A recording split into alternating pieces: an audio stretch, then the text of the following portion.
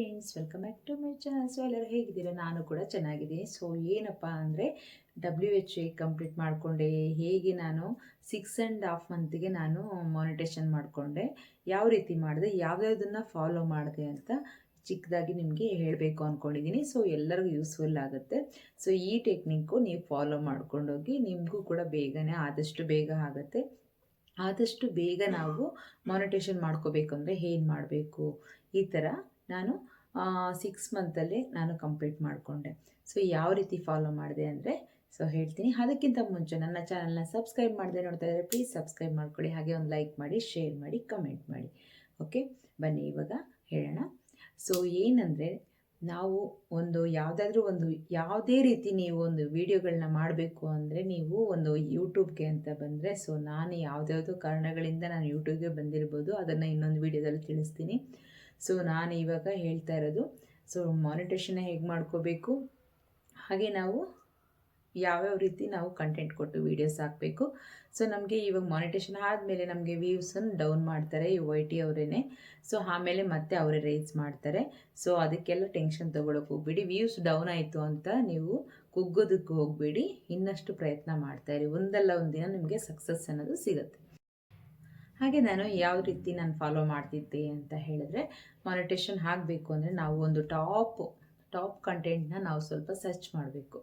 Top ಕಂಟೆಂಟ್ನ search ಮಾಡಿ ಅದರಲ್ಲಿ ಕೆಲವೊಂದನ್ನು ವೀಡಿಯೋಸ್ನ ನಾವು ಸೆಲೆಕ್ಟ್ ಮಾಡ್ಕೋಬೇಕು. ಸೆಲೆಕ್ಟ್ ಮಾಡಿಕೊಂಡು ನಾವು ಅದನ್ನು ಸ್ವಲ್ಪ ಅಂದರೆ ಸೇಮ್ ಅದೇ ಥರ ನಾವು ವೀಡಿಯೋಸ್ನ ಮಾಡಬಾರ್ದು. ಸೊ ಕುಕ್ಕಿಂಗ್ ವೀಡಿಯೋಸೇ ಆಗಲಿ, ಯಾವುದೇ ಆಗಲಿ, ನಾನು ಮಾಡಿರೋ ಕುಕ್ಕಿಂಗ್ ವೀಡಿಯೋಸು, ಇಲ್ಲ ಟ್ರಾವೆಲ್ಸು, ಈ ಥರ ಪೂಜಾ ರೆಮಿಡೀಸು, ಈ ಥರ ಎಲ್ಲ ಮಿಕ್ಸ್ನಂತೆಲ್ಲ ಇರುತ್ತೆ.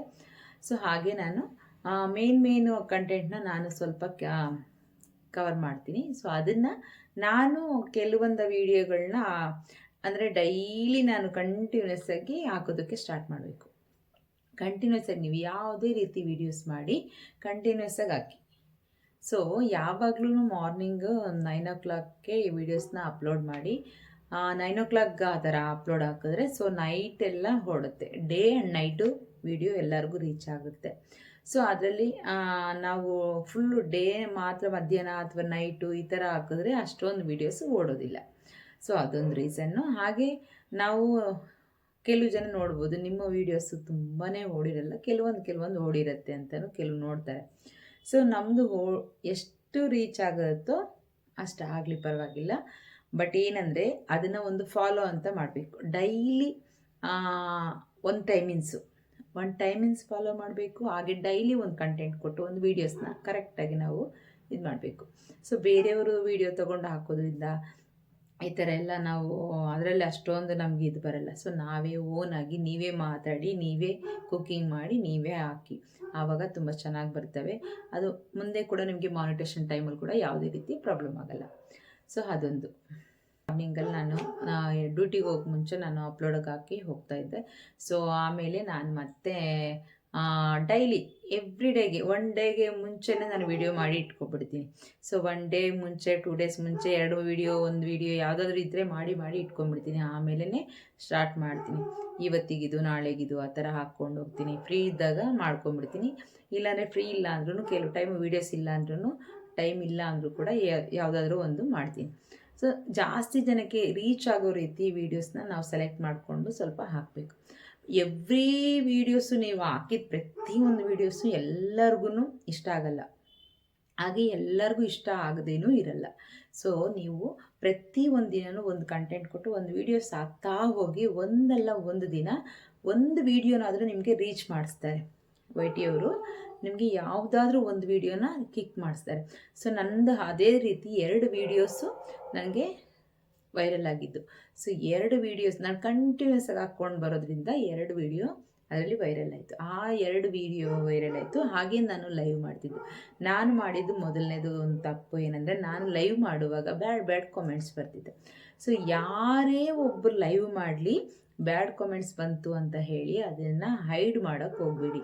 ಹೈಡ್ ಮಾಡಿದ್ರೆ ನೆಕ್ಸ್ಟು ನಿಮಗೆ ಹೈಡ್ ಮಾಡೋರು, ಕಮೆಂಟ್ ಹಾಕೋರು ಬರೋದಿಲ್ಲ. ಸೊ ನೀವು ಬ್ಯಾಡ್ ಕಮೆಂಟ್ ಬಂತು ಅಂತ ಫೀಲ್ ಆಗದೆ ಹೈಡ್ ಮಾಡೋದು ಬಿಟ್ಟು ಡಿಲೀಟ್ ಮಾಡ್ಕೊಂಡು ಹೋಗಿ. ಸೊ ಡಿಲೀಟ್ ಮಾಡ್ಕೊಂಡು ಹೋಗೋದ್ರಿಂದ ನಿಮ್ಮ ಚಾನಲ್ ಮಾನಿಟೇಷನ್ ಆಗೋ ಚಾನ್ಸ್ ಇರುತ್ತೆ. ನಿಮ್ಮ ಲೈವ್ ಕೂಡ ವೈರಲ್ ಆಗುತ್ತೆ. ಎಷ್ಟೋ ಜನಕ್ಕೆ ವಿಡಿಯೋಸ್ ಮಾಡಲ್ಲ, ಸರಿಯಾಗಿ ಕಂಟೆಂಟ್ ಕೊಟ್ಟಿರಲ್ಲ, ಎಷ್ಟೋ ಜನ ಇದ್ದಾರೆ. ವಾರಕ್ಕೋ 15 ದಿನಕ್ಕೋ ಒಂದು ವಿಡಿಯೋ ಹಾಕೋರು ಇದ್ದಾರೆ. ಸೊ ಆದರೂ ಕೂಡ ಕೆಲವೊಂದು ಸರಿ ಲೈವ್ಗಳು ಮಾಡುವಾಗ ಲೈವ್ ಬ್ಯಾಡ್ ಕಾಮೆಂಟ್ಗಳು ಬಂತು ಅಂದಾಗ ಅದು ವೈರಲ್ ಆಗುತ್ತೆ.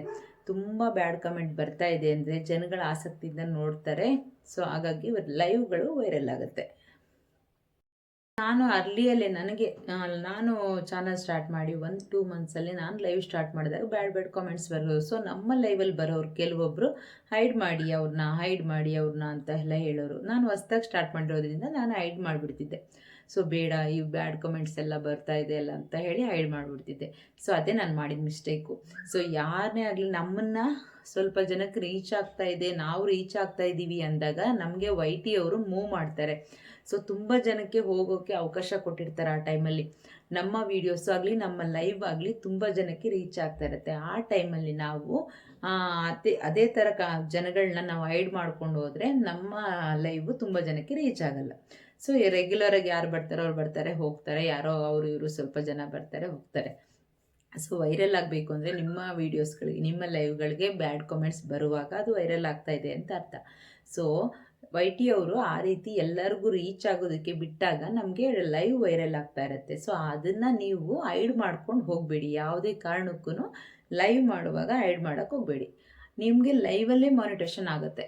ಎಷ್ಟೋ ಜನಕ್ಕೆ ಆಗಿದೆ. ಲೈವನ್ನು ಎಲ್ಲರಿಗೂ ರೀಚ್ ಆಗಿ ವೈರಲ್ ಆಗಿ ಲೈವೇ ಮಾನಿಟೇಷನ್ ಮಾಡಿಕೊಡುತ್ತೆ ನಿಮಗೆ. ಅಷ್ಟು ಅವರ್ ಕೂಡ ಆಗುತ್ತೆ. ಸೊ ಯಾರಿಗೆ ಆಗಲಿ ಲೈವ್ ಮಾಡುವಾಗ ಆ ಥರ ಹೈಡ್ ಮಾಡೋಕ್ಕೆ ಹೋಗಬೇಡಿ. ಅದೇ ಮೇಯ್ನ್ ತಪ್ಪು. ಸೊ ಅದು ಫಸ್ಟ್ ಒಂದು ತಪ್ಪು, ಅದು ಮಾಡಬೇಡಿ.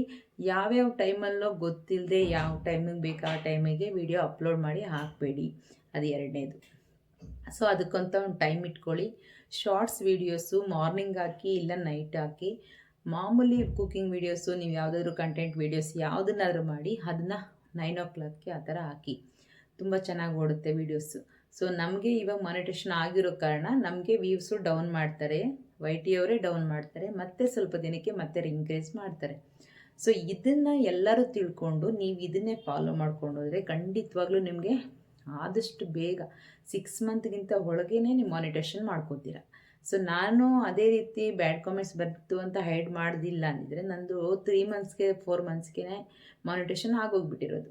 ಸೊ ನಾನು ಅದನ್ನೆಲ್ಲ ಹೈಡ್ ಮಾಡಿಕೊಂಡು ಬೇರೆ ಕಾಮೆಂಟ್ಸೇ ಬರಬಾರ್ದು ಅಂತ ನಾನು ಕಾಮೆಂಟ್ ಕೂಡ ಆಫ್ ಮಾಡಿಟ್ಟಿದ್ದೆ.